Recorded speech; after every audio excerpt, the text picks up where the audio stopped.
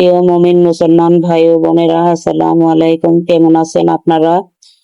দেখুন, পাস্তা রান্না করব। এখানে আলু কুচি, গাজর কুচি নিয়েছি, ক্যাপসিকাম নিয়েছি।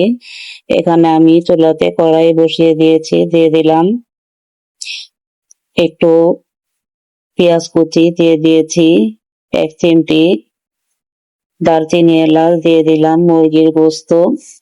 এখানে আমি আদা রসুনটা দিয়ে গোস্তটা ভাজাভাজি করে নিব। দিয়ে দিলাম মরিচের গুঁড়া। এখন ভাজাভাজি করে নিব। ভাজাটা হয়ে গিয়েছে। এখন আমি দারচিনি এলাচটা তুলে নিলাম। এখন আমি সবজিগুলো দিয়ে দিব। দিয়ে নাড়াচাড়া দিয়ে সবজিটা রান্না করব। আপনারা আমার সাথেই থাকুন। আল্লাহ পাক কোন দিনে কি সৃষ্টি করেছেন একবার শুনুন।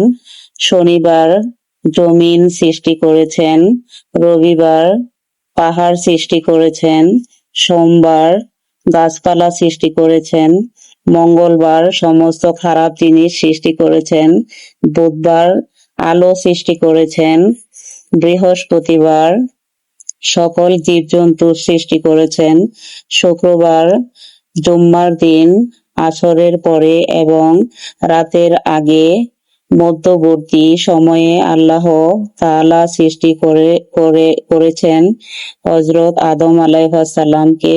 সুবহানাল্লাহ। দেখুন, এখানে আমি একটি কড়াইতে 2টি ডিম দিয়ে দিয়েছি। এগুলো ভেঙে নিচ্ছি। আমি ভালোভাবে ভেঙে নিয়ে আমি নামিয়ে ফেলবো।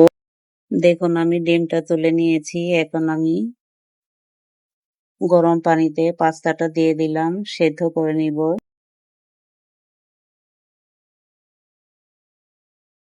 এখন আমি ভালোভাবে পাস্তাটা সিদ্ধ করে নিব।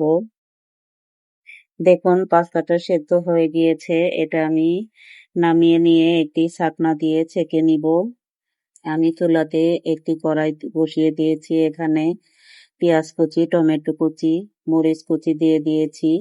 এখানে আমি একটা নুডলসের মশলা দিয়ে দিলাম, দিয়ে দিয়েছি।